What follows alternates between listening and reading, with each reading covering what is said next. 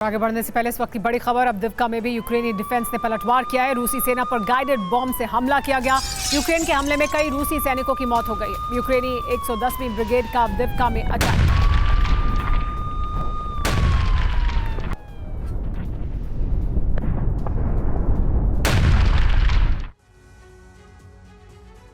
मार्च के महीने में तय हो जाएगा कि युद्ध किस दिशा में जाएगा। या तो यूक्रेन सरेंडर करेगा या फिर रूस के लिए बड़ी मुसीबत बन जाएगा। इसीलिए रूस ने नए ब्लूप्रिंट के जरिए यूक्रेन के कई इलाकों पर कब्जा करना शुरू कर दिया है। रूसी सेना तेजी से आगे बढ़ रही है, जिससे कीव तक पहुंचकर जल्दी रूसी झंडा लहराया जा सके।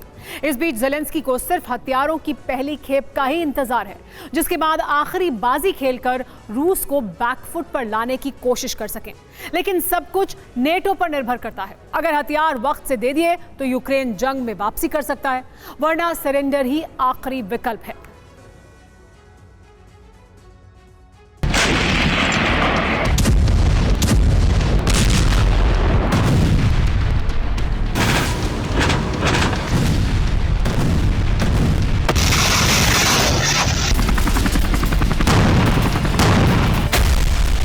मिडिल ईस्ट में फंसे अमेरिका से मदद की उम्मीद करीब करीब खत्म हो चुकी है।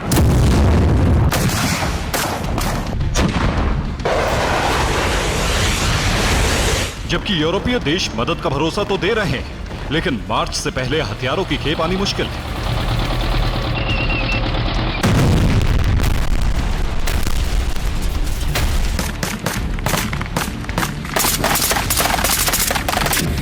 अब सवाल उठ रहा है, क्या यूक्रेन मार्च तक युद्ध में टिक पाएगा? क्या यूक्रेन के पास अगले 1 महीने के हथियार हैं?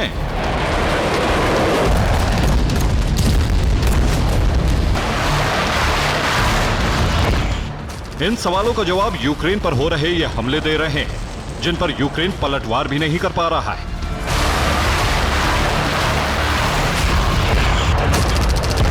हालात ऐसे हो गए हैं कि यूक्रेन के कई किलोमीटर के रास्ते पर रूसी सैनिक कब्जा जमाते जा रहे हैं। यूक्रेनी सेना का सब्र टूट रहा है। बिना हथियार वो जंग नहीं लड़ पा रहे हैं। ऐसे हालात में यूक्रेनी सेना के अंदर भगदड़ जैसी स्थिति पैदा हो सकती है।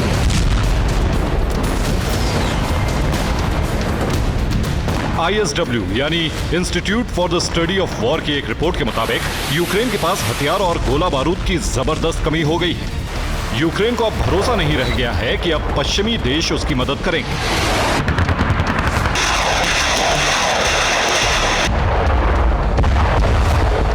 जाहिर है यूक्रेन ऐसे में बड़े संकट में घिर चुका है। पहला संकट है रूस के ताबड़तोड़ हमले, दूसरा संकट है कई इलाकों पर रूस का कब्जा, तीसरा संकट है हथियारों की भारी कमी, चौथा संकट है यूक्रेन के पास सैनिकों की कमी, पांचवा संकट है एयर डिफेंस सिस्टम नष्ट हो चुके हैं, छठा संकट है सेना में भ्रष्टाचार, हथियार घोटाला, सातवां संकट है रूस के ड्रोन हमले।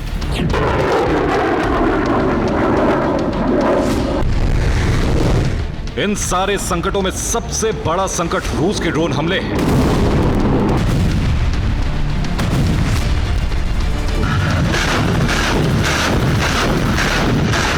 इस बारे में यूक्रेन के पूर्व सेनाध्यक्ष जालुजनी ने कहा है, यूक्रेन के लिए सबसे बड़ी मुसीबत रूस का ड्रोन हमला है। यूक्रेन ड्रोन के हमलों को रोक नहीं पा रहा है।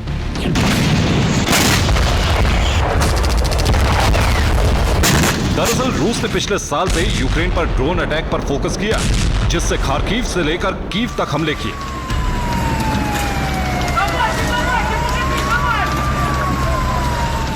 इसके पीछे की वजह है, रूस ने ऐसे ड्रोन तैयार किए हैं जो कम कीमत के होते हैं, लेकिन मारक क्षमता के हिसाब से ज्यादा विध्वंसक होते हैं। रूस जो ड्रोन दागता है उसकी कीमत करीब 19 लाख रुपए पड़ती है, लेकिन उसे इंटरसेप्ट करने के लिए यूक्रेन को 30 करोड़ की मिसाइल फायर करनी पड़ती है। यानी रूस एक बार में दर्जनों ड्रोन हमले के लिए भेजता है। ऐसे में यूक्रेन अगर ड्रोन को मारेगा तो उसे कहीं ज्यादा पैसा मिसाइल पर खर्च करना पड़ रहा है।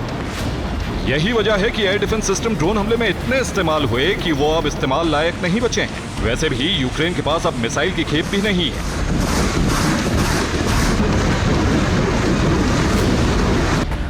हालांकि अब नाटो देश हथियारों की नई खेप जल्द ही भेजने की तैयारी में है। जिससे यूक्रेन की तबाही को रोककर उसकी युद्ध में वापसी कराई जा सके।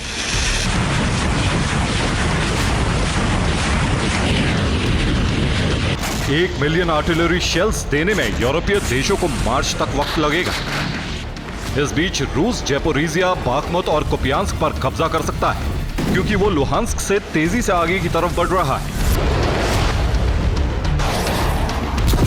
ऐसे में यूक्रेन को सुरक्षा के लिए ज्यादा हथियार चाहिए। अमेरिकी सीनेट में 95 बिलियन इमरजेंसी पैकेज के लिए जल्द ही वोटिंग हो सकती है। अगर वोटिंग में फैसला होता है कि पैकेज दिया जाए, तो भी मदद इजराइल और यूक्रेन में बटेगी, जिसमें से ज्यादा हिस्सा इजराइल को जाएगा। यानी यूक्रेन को मदद मिल भी जाती है, वो रूस को रोकने में नाकाफी होगी।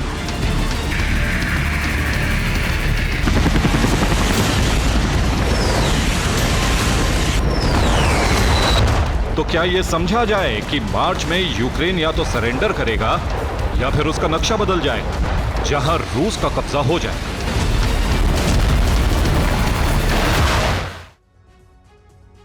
Institute for the study of war के मुताबिक रूस ने इस साल में अब तक यूक्रेन के कई इलाकों पर कब्जा कर लिया है। 9 फरवरी दोपहर 3 बजे तक रूसी सेना कुपियांस्क तक जा पहुंची है, जहां यूक्रेनी सेना से भीषण जंग चल रही है। इसी तरह तोर्स्के में रूसी सेना ने यूक्रेनी सैनिकों को खदेड़ दिया है, जबकि सिवर्स्क में यूक्रेनी पोस्ट पर कब्जा कर लिया है। बाखमुत में उन इलाकों पर फिर से रूसी सेना का कब्जा हो गया है, जहां यूक्रेनी फोर्स डेरा डालकर बैठी थी। ISW ने जो नक्शा जारी किया है, उसमें यूक्रेन की भौगोलिक स्थिति बदल रही है। कुपियांस्क पर करीब रूस का कब्जा हो गया है। लुहांस्क के बड़े हिस्से पर रूसी सैनिकों ने कब्जा कर लिया है। अब खार्किव की तरफ रूस की बटालियन बढ़ रही है। तोर्स्के और सिवर्स्क के बाहरी इलाकों में भीषण जंग जारी है। इससे आगे इज़्यूम की तरफ सैनिक बढ़ रहे हैं। बाखमुत में रूस का दबदबा बढ़ता जा रहा है। अब डोनेस्क में यूक्रेनी सैनिकों पर बड़े हमले की तैयारी है।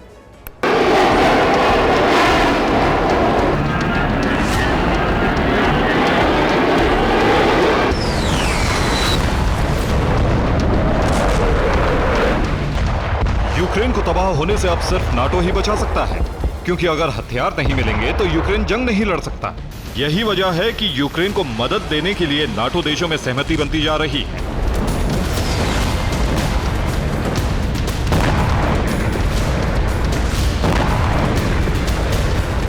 अब यूक्रेन को $530 मिलियन की मदद का रास्ता साफ हुआ है। यह मदद नाटो सदस्य देश फिनलैंड और नॉर्वे की तरफ से दी जाएगी। नॉर्वे $326 मिलियन के हथियार देगा, जबकि फिनलैंड की तरफ से $204 मिलियन के वेपन दिए जाएंगे।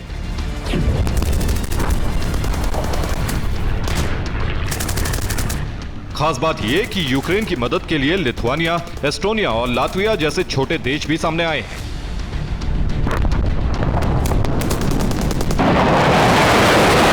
इसके अलावा यूक्रेन को F-16 जेट मिलने की उम्मीद बढ़ी है। यूक्रेन को F-16 की पहली खेप नीदरलैंड्स देने जा रहा है। उसने 18 की जगह 24 F-16 देने की बात कही है। इसके साथ ही हवा में सतह पर मार करने वाली मिसाइल की बड़ी खेप मिलेगी। उस मिसाइल का इस्तेमाल अमेरिका सीरिया युद्ध में कर चुका है। इसके अलावा अमेरिका ने भी कहा है कि वो जल्द ही फैसला कर लेगा कि कितने F-16 यूक्रेन भेजे जाएंगे। यूक्रेन के विदेश मंत्री दिमित्रो कुलेबा ने कहा है कि हमारी तैयारी पूरी है।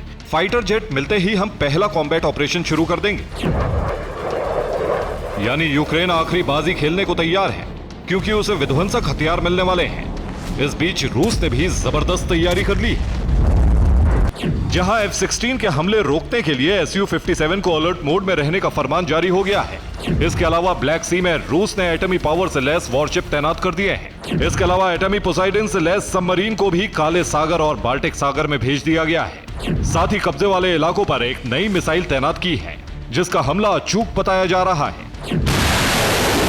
साथ ही रूस ने हथियारों का प्रोडक्शन बढ़ा दिया है और नए नए हथियार भी बना रहा है, जिससे यूक्रेन पर ज्यादा हमले किए जा सके। Bureau report, TV9 Bharatvarsh.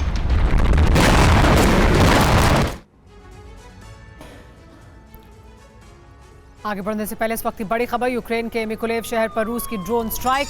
Mykolaiv के रिहायशी इलाकों को टारगेट किया गया। हमले में एक शख्स की मौत हुई और दर्जनों लोग घायल हुए। ड्रोन अटैक में कई मकानों को भारी नुकसान हुआ है।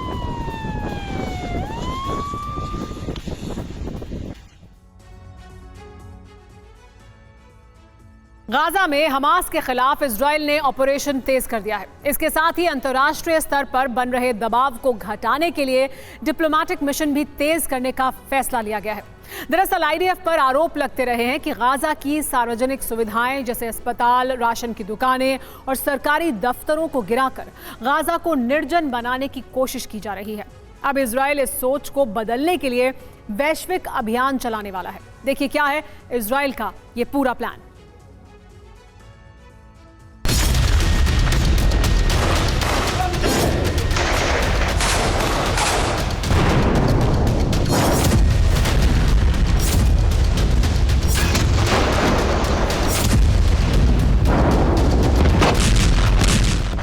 गाजा की एक इमारत गिरती है तो विश्व मंच पर यह इजराइल के खिलाफ बड़ा मुद्दा बनता है।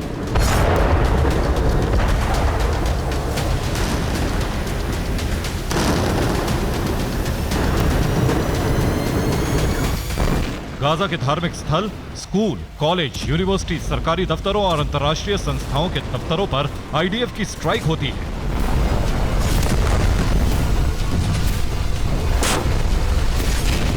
तो इजराइल पर आरोप लगता है कि वो गाजा को एक ऐसा शहर बनाने पर तुला है जहां कोई नागरिक सुविधा ना बचे।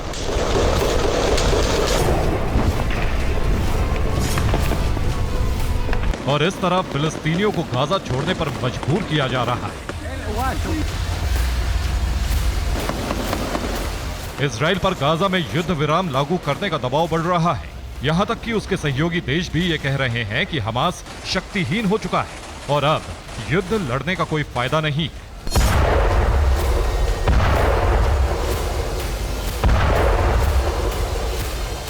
लेकिन इजराइल हमेशा कहता है कि हमास का समूल नाश नहीं हुआ है। अभी भी गाजा में हमास के ऑपरेटिव सक्रिय हैं और महफूज ठिकाने भी हैं।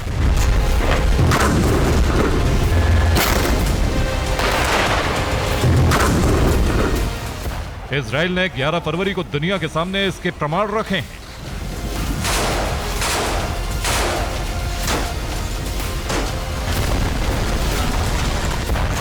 ये वीडियो आईडीएफ ने जारी किया है। ये गाजा पट्टी में ऑपरेशन के दौरान शूट किया गया है। लाल रंग की पट्टी के भीतर दिख रही ये इमारत संयुक्त राष्ट्र राहत बचाव कार्य का हेडक्वार्टर है। यानी गाजा में पीड़ितों को राहत सामग्री पहुंचाने, इलाज मुहैया कराने का मिशन यहीं से चलता है।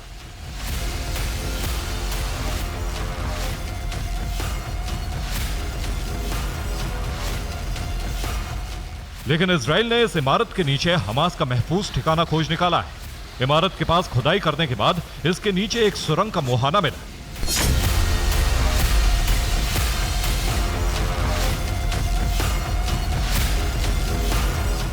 इस सुरंग के भीतर हमास लड़ाकों के ठिकाने मिले। सुरंग में वेंटिलेशन सिस्टम, बिजली की केबल, फोन की केबल और इंटरनेट के सर्वर सिस्टम भी मिले।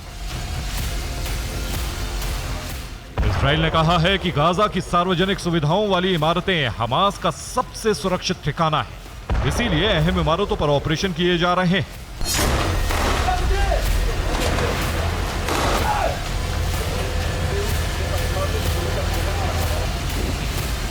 इजराइल पर दबाव है कि गाजा की ऐसी इमारतों को नष्ट न किया जाए जो राहत बचाव के काम के लिए प्रयोग की जा रही है। और इसी आधार पर इजराइल की मानवता विरोधी छवि गढ़ी जा रही है।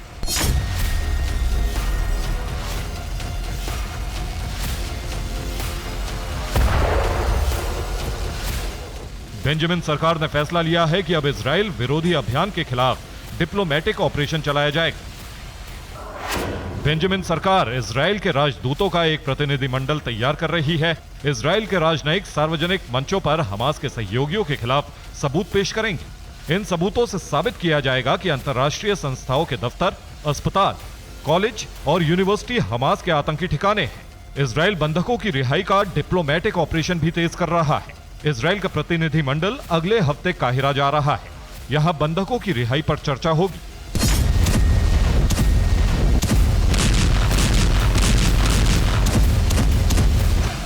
अगर इजराइल और हमास के बीच कुछ शर्तों पर समझौता होने के बाद बंधकों की रिहाई का रास्ता खुलता है तो गाजा युद्ध विराम हो सकता है, वरना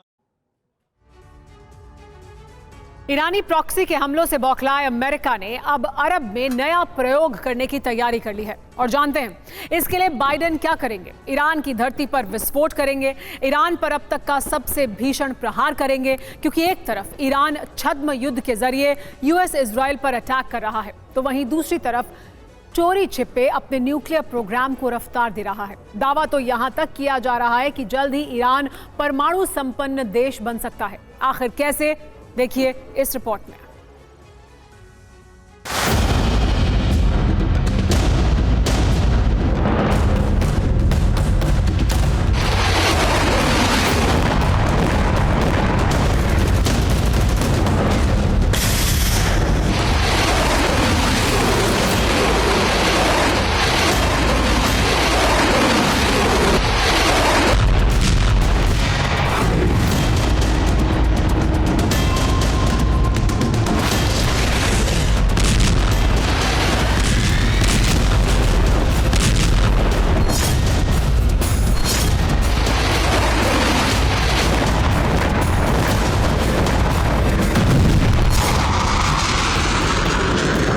गाजा जंग की आग क्या पूरे अरब वर्ल्ड में तबाही मचा सकती है?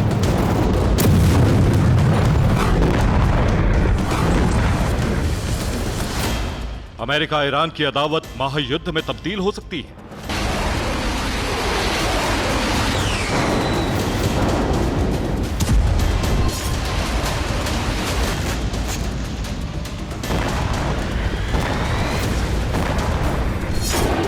क्या महाशक्ति के बारूदी ताप से ईरान राख होने वाला है?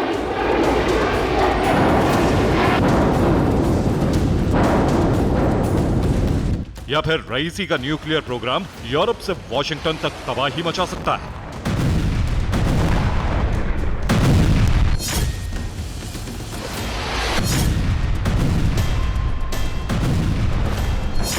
सवाल खड़ा हो रहा है कि आखिर ईरान अमेरिका के बीच जंग की आशंका क्यों जताई जा रही?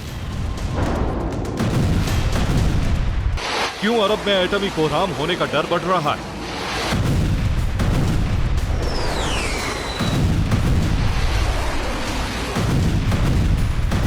तो उसकी वजह है गाजा में जारी जंग के चलते अरब के मौजूदा हालात और ईरान अमेरिका के बीच बढ़ता तनाव।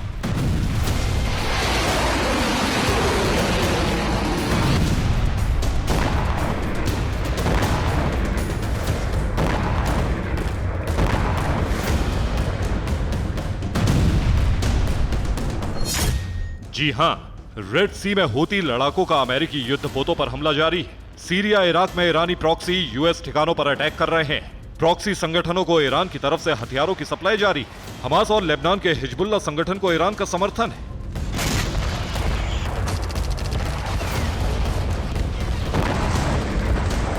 दरअसल जिस तरह सुपर पावर अमेरिका गाजा जंग में इजराइल के साथ खड़ा है, ठीक वैसे ही ईरानी प्रेसिडेंट रईसी मुस्लिम वर्ल्ड में खलीफा बनने का ख्वाब सजोए हुए हैं। और इसके लिए ईरान हर उस संगठन की मदद कर रहा है जो इजराइल और अमेरिका के खिलाफ है।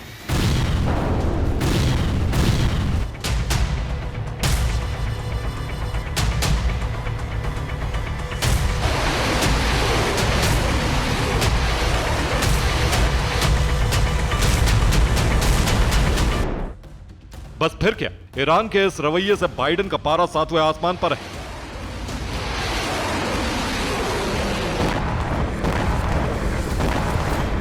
मगर इसी बीच एक रिपोर्ट में खुलासा हुआ है कि अरब में बने जंगी हालातों के बीच ईरान का न्यूक्लियर प्रोग्राम फिर से एक्टिव हो चुका है। आखिर कैसे, यह भी जान लीजिए।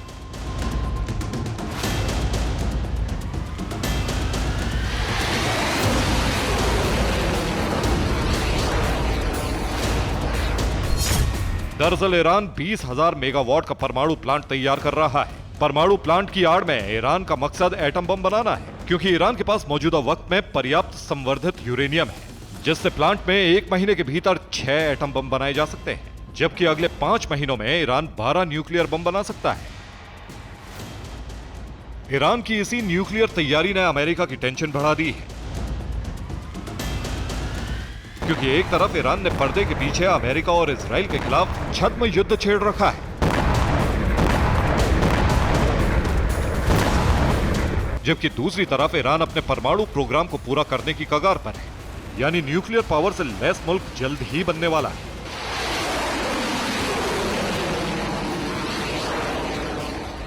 बस इसी के चलते अब यह आशंका जताई जा रही है कि किसी भी वक्त अमेरिका अरब जंग में उतर सकता है।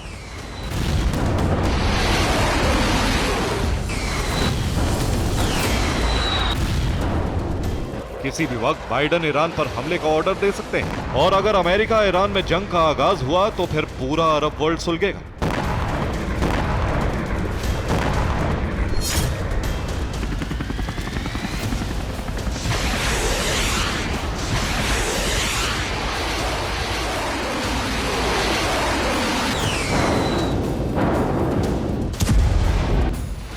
क्योंकि ईरानी प्रेसिडेंट रईसी अपने टॉप कमांडर सुलेमानी और न्यूक्लियर साइंटिस्ट फकीर जादे की मौत का बदला लेने के लिए अमेरिका के खिलाफ बेहद ही विनाशक प्लान तैयार कर लिया है।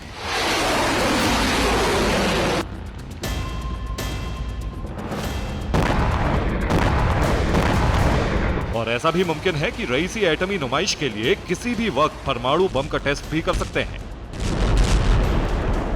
अगर ऐसा हुआ तो फिर खाड़ी में न्यूक्लियर बवंडर आना तय है।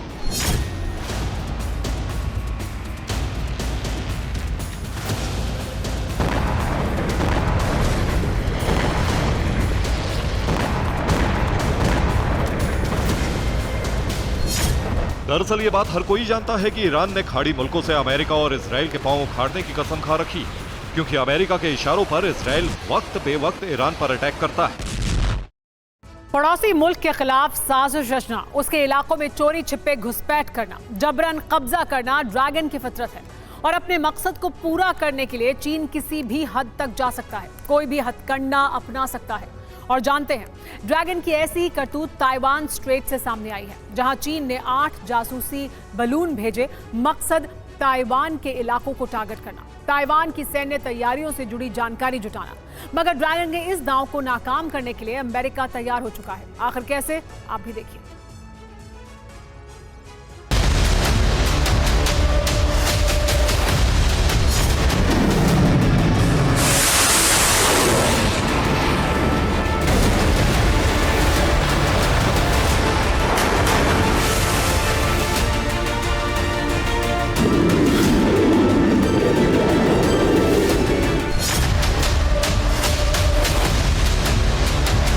एक तरफ रूस यूक्रेन जंग,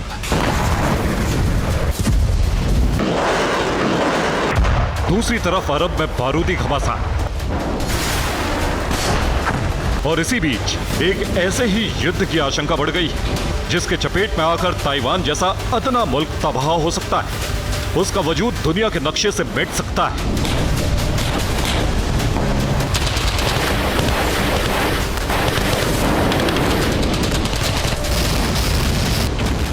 जी हां, दक्षिण चीन सागर में मौजूद ताइवान, जिसे हड़पने के लिए जिनपिंग वक्त बेवक्त खौफनाक साजिश तैयार करते रहते हैं। ताइवान पर हमले से लेकर टोटल कंट्रोल तक की प्लानिंग का ब्लूप्रिंट तैयार करते हैं।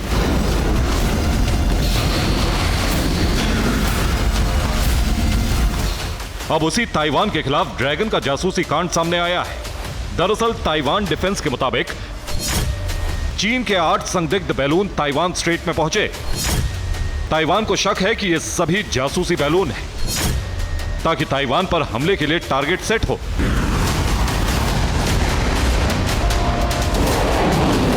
आपको बता दें कि यह कोई पहला मौका नहीं है जब ताइवान स्ट्रेट में चीन की तरफ से इस तरह की हरकत की गई। अक्सर ताइवान स्ट्रेट में जासूसी और निगरानी के लिए ड्रैगन ड्रोन, बैलून और लड़ाकू विमानों का इस्तेमाल करता है, और इस बार भी चीन की सीमा से उड़कर 8 जासूसी बैलून ताइवान स्ट्रेट में दाखिल हुए।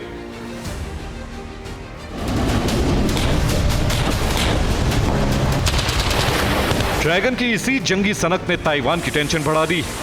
जिस तरह जिनपिंग की रेड ब्रिगेड ताइवान को घेर रही है, उसे अपना टारगेट बना रही है, उस पर कब्जा करने के लिए तमाम तरह के दांव पेच आजमा रही है, उससे ताइवान में हड़कंप मचा है। ड्रैगन की बैलून वाली साजिश की जानकारी जैसे ही अमेरिका को लगी, फौरन इस घटना के बाद अमेरिका ने ताइवान की मदद के लिए ड्रोन स्वॉर्म देने का ऐलान किया। ताकि चीन की तरफ से अगर जबरन घुसपैठ की कोशिश हो, अगर ताइवान पर हमले की तैयारी हो, तो अमेरिकी ड्रोन स्वान के जरिए ताइवान अपने रक्षा कवच को मजबूत कर सके, चीनी हमले को रोक सके। Bureau report, TV9 Bharatvarsh.